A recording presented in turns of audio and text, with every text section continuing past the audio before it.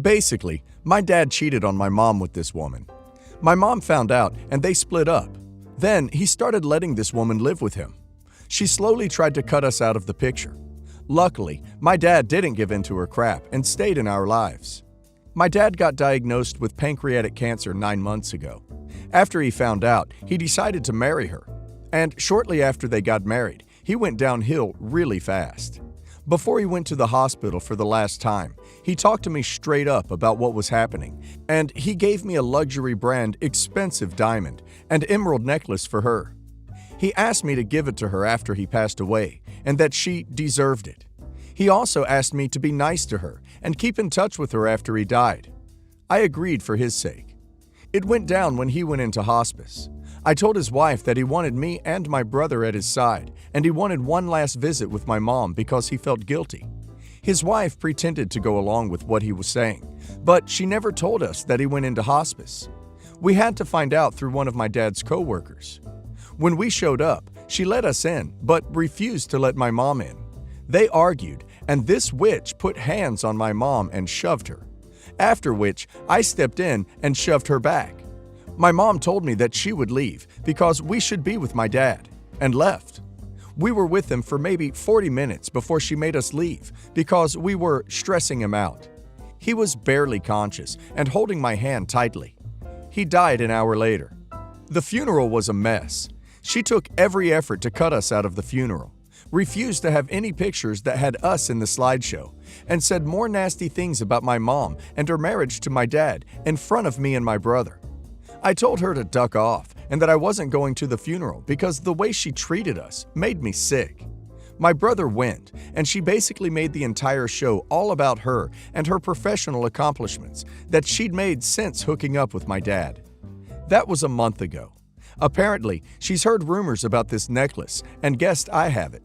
She's been hitting me up non-stop about it and saying stuff like she thinks my dad bought it for her and I'd better give it to her now. I sent her one text saying, "I don't know what you're talking about," and left it.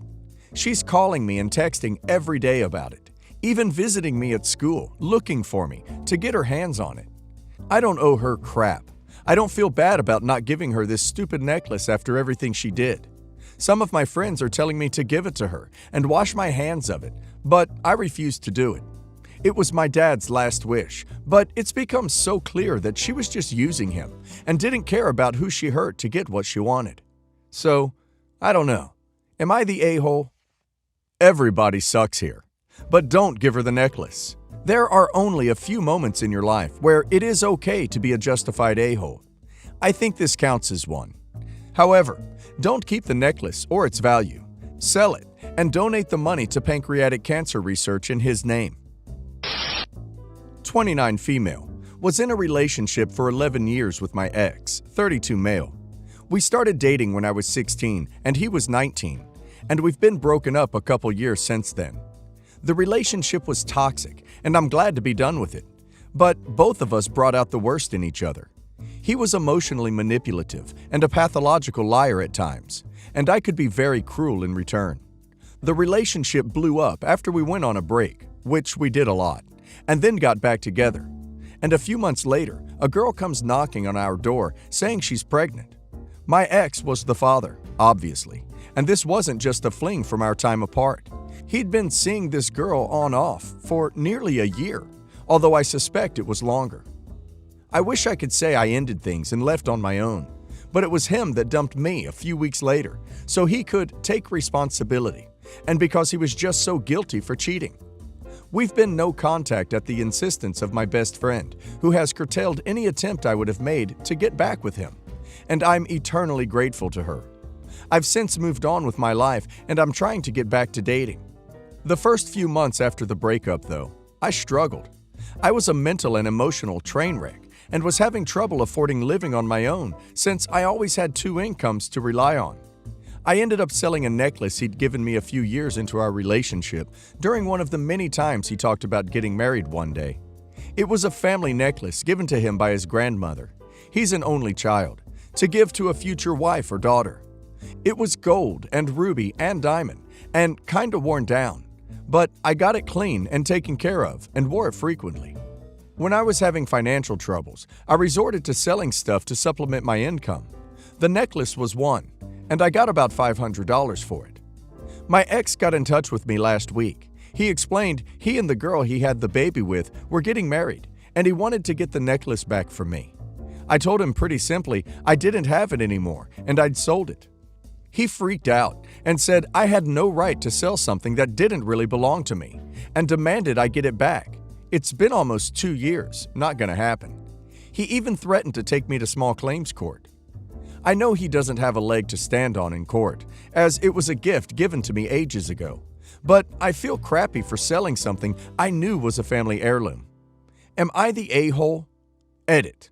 Timeline of events. We started dating. 4 years in, he gives me the necklace. I'm 20, he's 23. 7 years after that, he cheats. We break up and stop talking. A few months after that, 5 or 6, I sell the necklace. About a year and a half after I sell it, he asks for it back. It's been 2 years since we broke up at this point.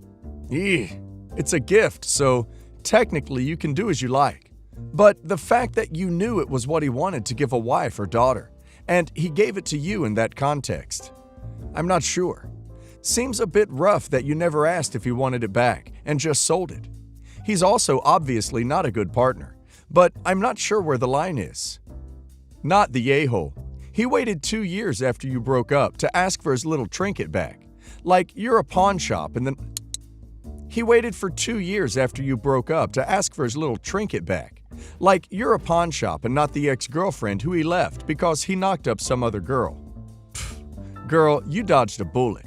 Hope you spent some of the money on something fun for yourself. I had a baby in my second last year of high school. My pill failed, and I live in a country where termination is illegal unless medically needed. I wanted to terminate. I couldn't go abroad. I wanted to terminate. I couldn't go abroad without parental consent because I was a minor and they'd never have given it. The father is not involved. His rich parents sent him to the US to escape the situation. I tried to make lose the baby, failed, and ended up in the hospital. I birthed Mia, fake name, in July 2020. I have no bond with her. I resent her. Traumatic birth and pregnancy ruined my stomach and breasts. I also got depression. I'd never hurt her. I'd save her with me if the house burned. But I don't feel love. It's like my parents are babysitting someone's kid on good days. Traumatic seeing her on bad days. It reminds me I was forced. My parents said they'd raise Mia rather than me giving her for adoption. They'd have been asked first anyways as grandparents. I wanted to send the baby away like it never happened. My parents have raised her since birth. They'd threaten to call the police if I didn't help, and I'd say a phrase that is like, "Be my guest" in our language. I knew they wouldn't, as they won't want Mia taken by police, and they knew I won't have cared if they did take her, as I wanted to give her to adoption anyway. I finish school soon. They have started lately telling me Mia will be my responsibility after exams. As I'm now an adult and they let me finish high school despite getting pregnant, and now I need to accept my responsibility. But they never said they would raise Mia only until I finished school. They said for life. I have no interest in raising Mia or any child. I never want to be a mom. I plan to attend university in the USA next year. I'm 18 now, so they can't stop me. I have a scholarship and have been secretly working part-time from home all pandemic. They get angry when I talk about university, even in this country, telling me I need to be a mom. I called an adoption place. I can legally give her to adoption, even though she's not newborn, and they told me a healthy 1-year-old will get adopted easily by a rich family. Even if I don't bond her, I don't want her in a bad situation. It is possible that they could find parents who agree to an adoption where my parents can have permission visits and get pictures of her, but it might not be. 2 days ago, I gave my passport and papers to a friend to safeguard, went home, told my parents they can either legally adopt Mia and be full responsibility for her, because I'm going to university in the US, or I will be giving her to adoption, their choice. My parents are furious. They said I'm a horrible person for that, and the failed termination attempt, and that I'm taking Mia away. They hoped I'd love Mia when she was born and want to be a mom, but I don't. They forbid me from school today. I sneaked out from the house and came to my friends. They called the police to order me home, but I'm 18, so the police can't make me go back, and I left Mia with them, so didn't endanger a child, so no crime. I'm having trouble getting them to understand that I never wanted Mia in the first place, and they said they'd raise her, and it's unfair to now back on it, and it's unfair to say I'm a bad person for not wanting the baby. I don't know what to do.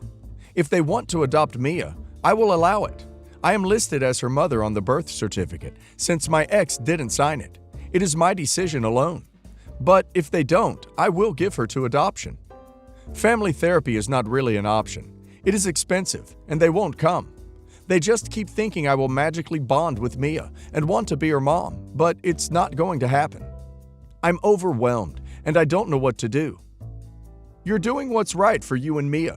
Allowing her to find a home with loving parents who actually want her is much better than living with you and your parents who will resent your decisions. Talk to the adoption people again and start making a plan. If your parents want to take her, good for them, but they can get in line. Are they even great parents in the first place if they're this crappy to you?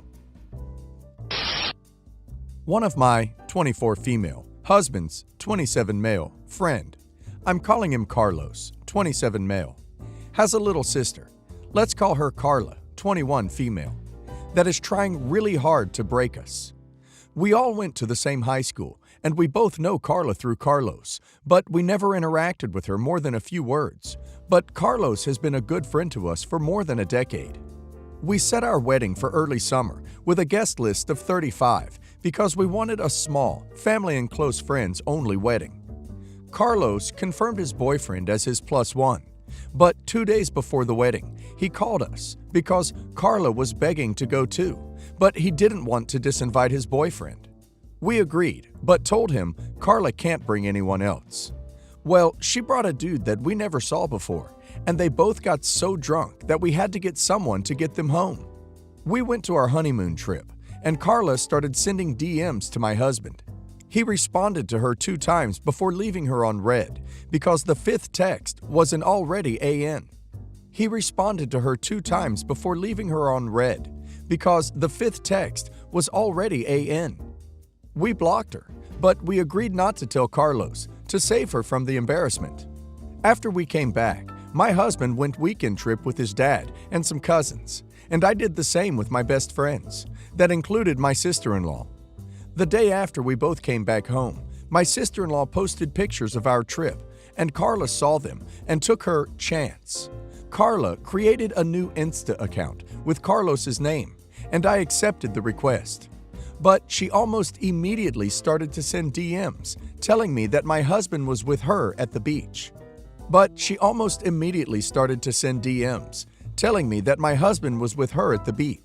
That I should take my time and don't come home too soon.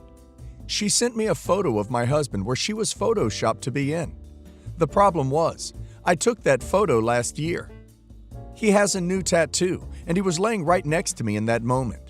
This time, we told Carlos and sent him all the DMs. He apologized and told us he would talk with her and promised that he would never let Carla get close to us again. A couple of weeks later, I came home from work and found her topless in the pool. Our backyard is easy to access, but we never had someone breaking in. I told her to go home or I would call the police.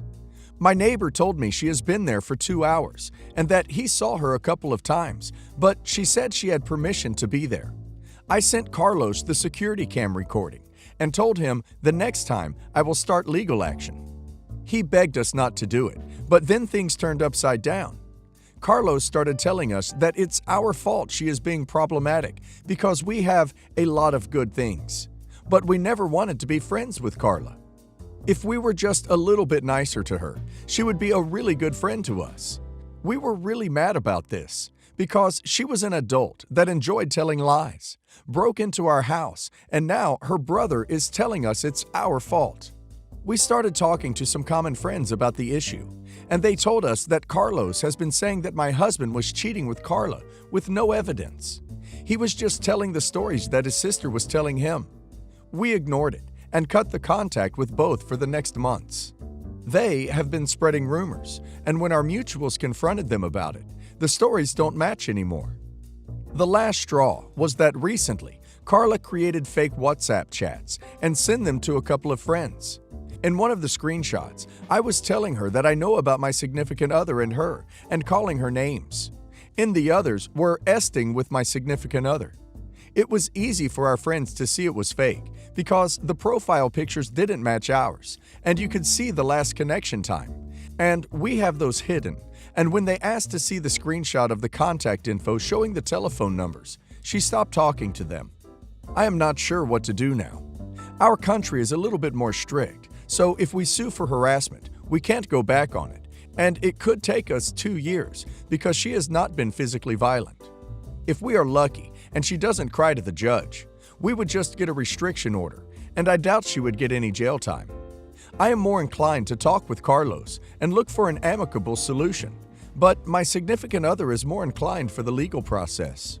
Tell Carlos that if she commits one more act, that the footage of the break-in goes straight to the police, whether he begs or not.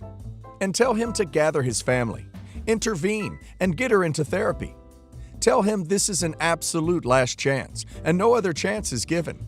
No more action and therapy, or straight to the police. Oh, and a written confirmation from him. You will save yourself a large amount of cost and time. Edit for update. I realized that I was in denial and hiding from the problem, and in the process, I put myself and my partner in danger. We contacted the lawyer of my husband's family, and we have enough for a libel and emotional damage suit. We are also going for a harassment lawsuit in the emergency court to get a restraining order in the next days. We handed our phones and tablets to the experts to certify the conversations so they can be used as evidence, plus security camera recordings. This process shouldn't take more than a week to know if we'll have a restraining order, at least during the investigation.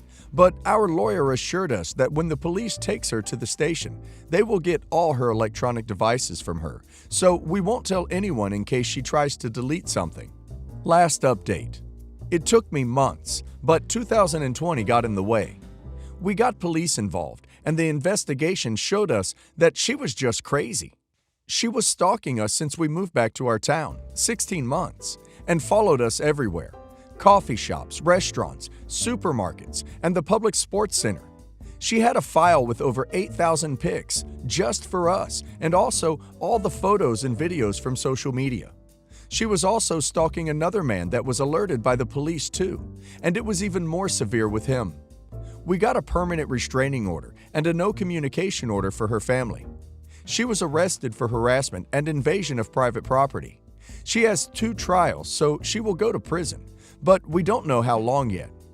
Our neighbors were super nice with us, and we upgraded the system to enter the community, so we are all safer now. We feel like we dodged a bullet, and we are way more aware of the people we have around us.